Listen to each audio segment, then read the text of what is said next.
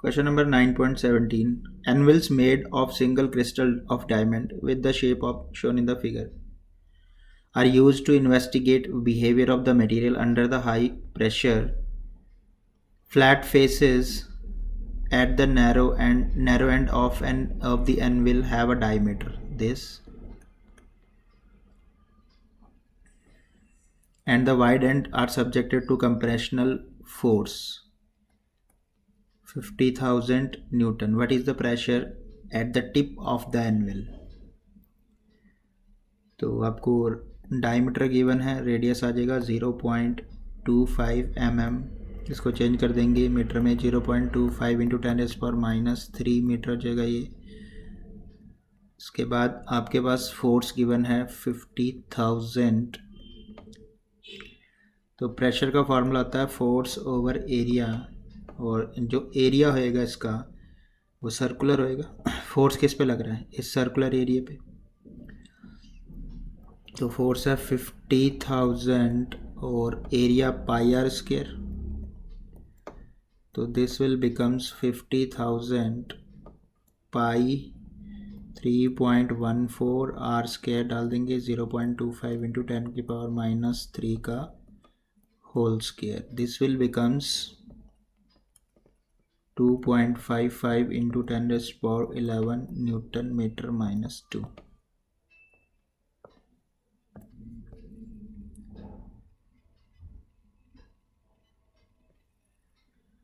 A rod of 1.05 having negligible mass is supported at its end of the two wires of steel. ये दो steel की wires हैं A और B. इस पे एक रॉड जिसकी लेंथ 1.05 और इसका निग्लिजिबल मास है, सपोर्ट है. एक वायर जो है ये स्टील की है, A वाली वायर, और this is aluminium of equal length. दोनों की लेंथ सेम है. The cross sectional area of the wire A1 and A2, ये अलग अलग एरिया दिया हुआ है. इसका एरिया 1 मिलीमीटर स्क्वायर एंड इसका 2 millimetre square respectively. At what point along the rod should a mass m be at suspended in order to produce the equal stress and equal strain in both steel and aluminium? Stress equal का case करेंगे and then stress एक बार equal और एक बार strain को equal लेके चलेंगे both के लिए. पहले steel और फिर aluminium. तो सबसे पहले स्ट्रेस चेक करें. स्ट्रेस का फॉर्मूला स्टील में इक्वल होना चाहिए, इक्वल स्ट्रेस बोला हुआ है.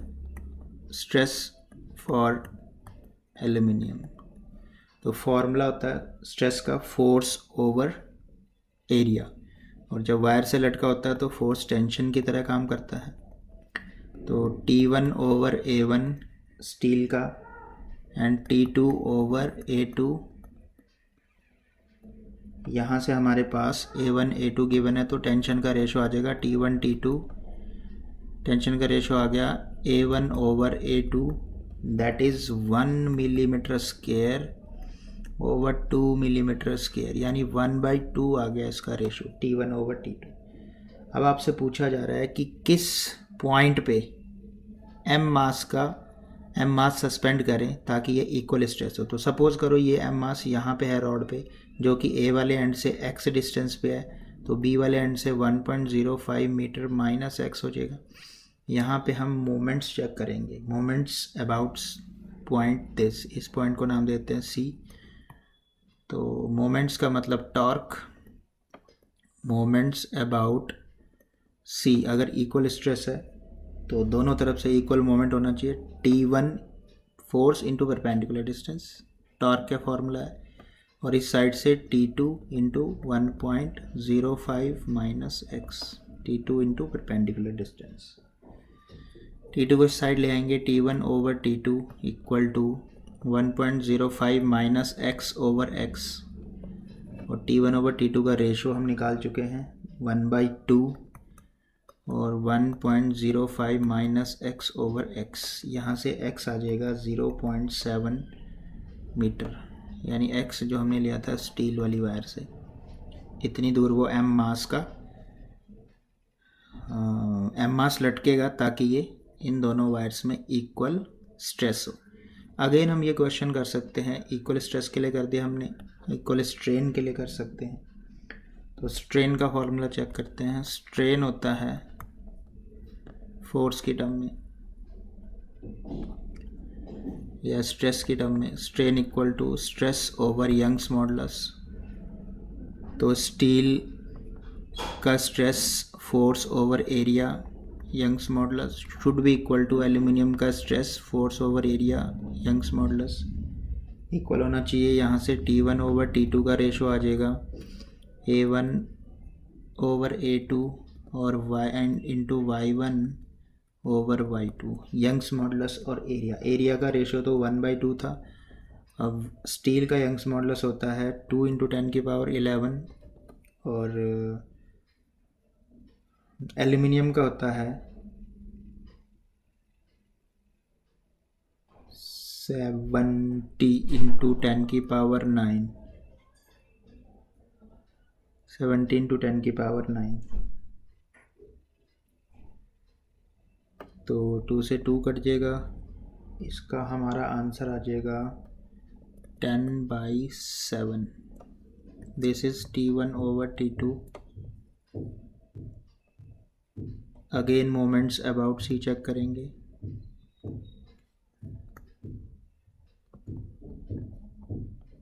T1 into x should be equal to T2 into 1.05 minus x.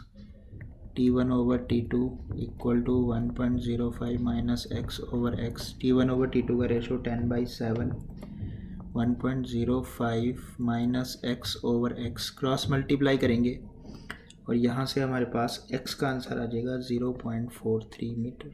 तो इक्वल स्ट्रेस में 0.7 था, इक्वल स्ट्रेन में 0.43 डिस्टेंस होएगी उस मास की इस रॉड पे।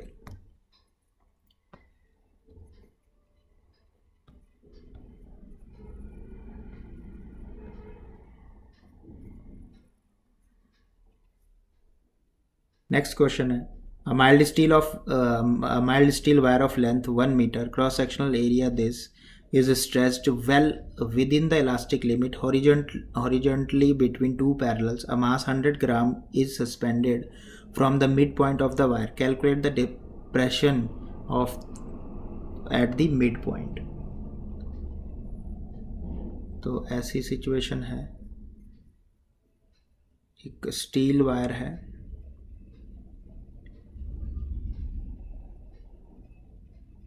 दो हॉरिजेंटल ऐसे है वो स्टील वायर। तो ये एक सपोर्ट हुआ और ये दूसरा सपोर्ट हुआ, ऐसे लटकी हुई है। क्रॉस सेक्शनल एरिया है वायर का, ये वायर है AB।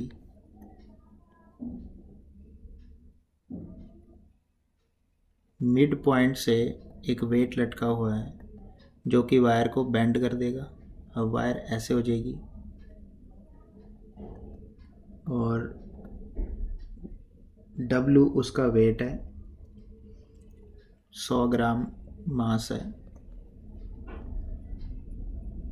तो ये कितना डिप्रेस हुई है, मतलब आपको x निकालना। सपोज करो ये x डिप्रेशन है, ये वायर कितनी डिप्रेस हुई है। ये थीटा एंगल, ओरिजिनल लेंथ जो वायर की है वो 1 मीटर बोला हुआ है। यहाँ पे हम हाफ करेंगे, इसलिए हम लेंथ को 12 लेके चलते हैं ताकि हाफ करने में आसानी हो। LL ये वाला गैप x हो गया, इन पॉइंट्स के नाम देंगे।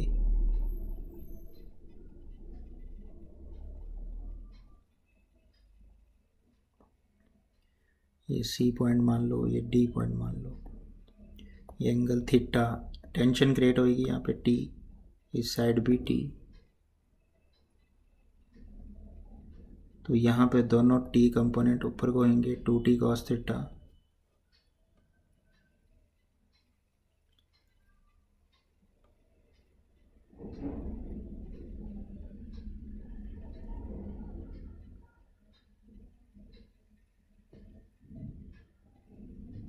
तो सबसे पहले हम स्ट्रेन निकालने जा रहे हैं। इस वायर में कितना स्ट्रेन हुआ होगा। तो जब हम इस वायर को नीचे खींच रहे हैं तो कितना इसको पुल किया गया है, कितना इसको पुल किया गया है।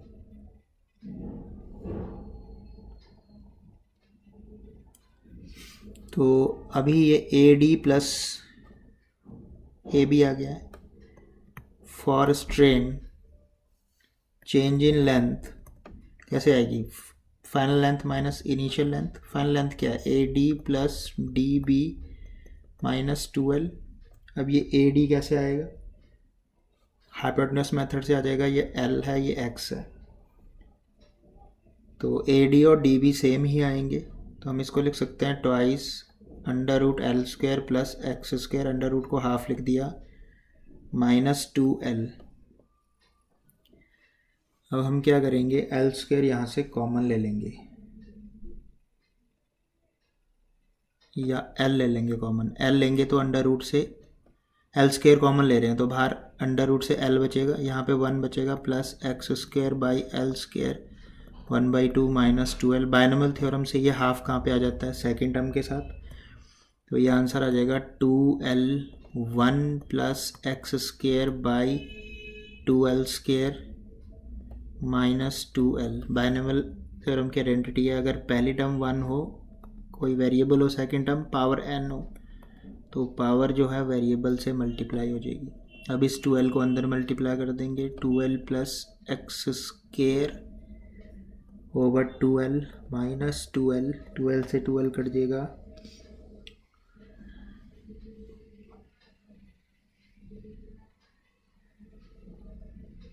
टू भी कट जाएगा यहाँ पे जब 2L को अंदर मल्टीप्लाई करेंगे। ये 2L स्क्वायर है, 2L को मल्टीप्लाई कर रहे हैं तो ये L से L कट जाएगा, 2 से 2 कट जाएगा, तो डेल्टा L आ गया मेरे पास x square by L। Strain का फॉर्मूला होता है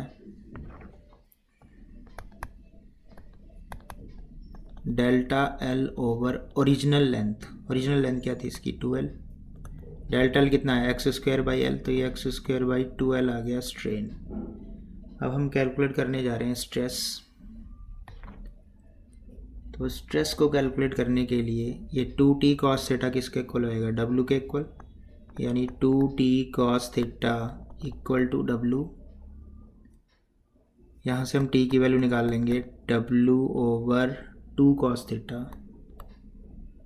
अब इस ट्रायंगल में cos थीटा निकाल लेंगे, cos थीटा होएगा बेस ओवर हाइपोटेन्यूस। हाइपोटेन्यूस हमने निकाल लिया था अभी, under root L square plus x square. तो cos थीटा की जगह हम ये डाल देंगे,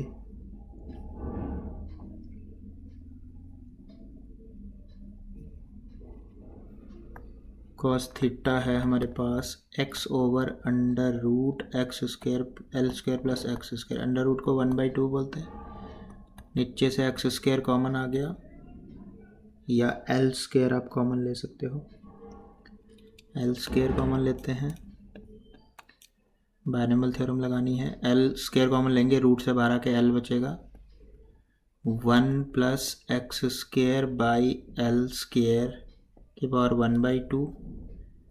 फिर से बायनॉमियल थ्योरम से हाफ यहाँ एक्स स्क्वायर बाई एल से मल्टीप्लाई हो जाएगा, x divide by L, 1 plus x square by 2L square.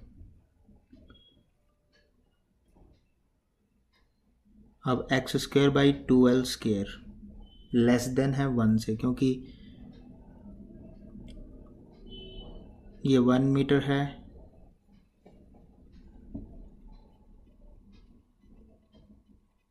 One से छोटा है, तो इसको 1 में कोई स्मॉल टर्म ऐड हो रही है, तो x square by 2L square, x square by 2L square is very very less than 1। तो हम इसको 1 plus x square by 2L square को सिंपल 1 डाल सकते हैं। तो यहाँ से cos थीटा की वैल्यू आ जाएगी x ओवर L। तो इस इक्वेशन में डालें, टेंशन आ जाएगा, तो t इक्वल टू आ गया यहाँ से W over 2x over L, यानी WL over 2x। Tension T आ चुका है, स्ट्रेस आ जाएगा फोर्स ओवर एरिया या tension over area, T by A, तो W L by 2XA। Young's modulus का फॉर्मूला लगाएं, स्ट्रेन हम निकाल चुके थे ये, और स्ट्रेस ओवर स्ट्रेन आ जाएगा यंग्स मॉडुलस। तो Young's modulus equal to stress over strain, that is WL over 2XA, और स्ट्रेन का फॉर्मूला ये है तो उल्टा हो जाएगा 2L square by x square. तो ये फाइनली y का आंसर आ गया हमारे पास। W2 से 2 कट रहा है, WL cube x cube into A.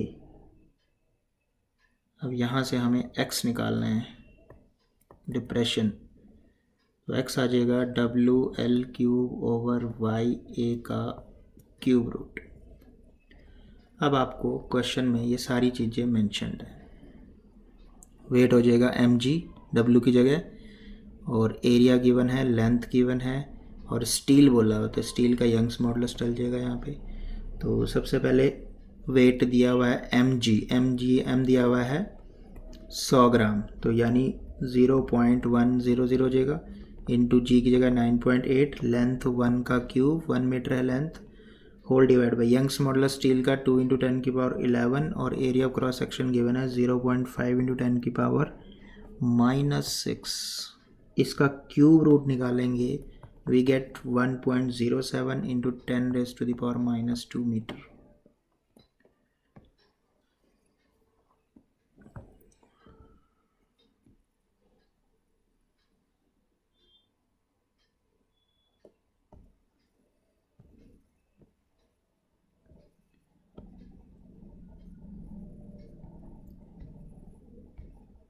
Question number 20. Two strips metals are riveted together at their ends by the 4 rivets, each of diameter 6 millimeter. What are the maximum tension that can be exerted by the riveted strip if the shearing stress on the rivet is not exceed this? ये stress है और ये diameter दिया है, इससे area आ जाएगा, तो tension आ जाएगा यहाँ से। तो ये ऐसी सिचुएशन है, देखो ऐसे कोई मेटल स्ट्रिप्स है एक, और उसके ऊपर एक दूसरी वाली ऐसे,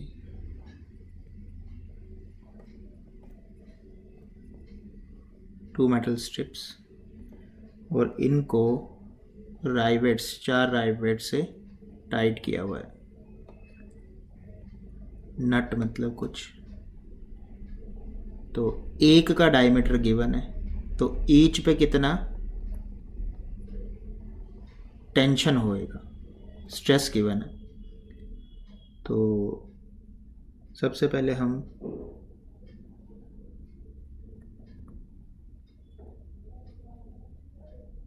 फोर्स मैक्सिमम टेंशन और फोर्स मैक्सिमम एक ही बात है, फोर्स या टेंशन ऑन ईच क्या होएगा, T maximum divide by area, 4 है ना ये। अब हम स्ट्रेस का फॉर्मूला लगा देंगे, स्ट्रेस होता है फोर्स ओवर एरिया,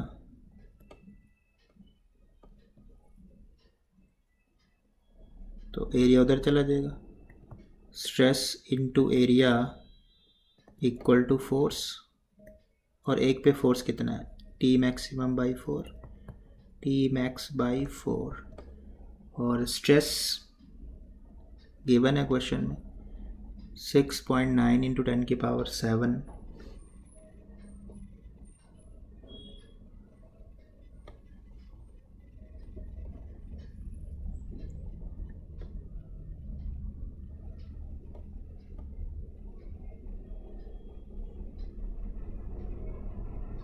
तो 6.9 ×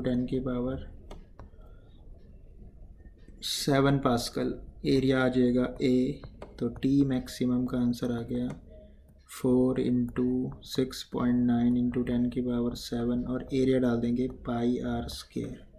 और क्वेश्चन में डायमीटर दिया हुआ है 6 mm, तो एरिया आ जाएगा 3, रेडियस आ जाएगा 3 mm और 3 mm 3.14 3 mm को मीटर में कर देंगे का whole square. This will becomes T maximum.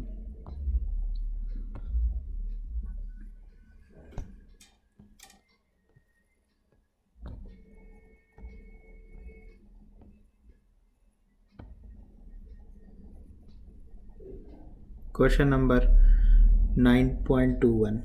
The Marine Trench is located in the Pacific Ocean, and at one place it is nearly 11 km beneath the surface of water. The water pressure at the bottom of the trench is this. ये bottom पे Surf pressure है, तो 1.1 into 10 raised to the power 8 Pascal.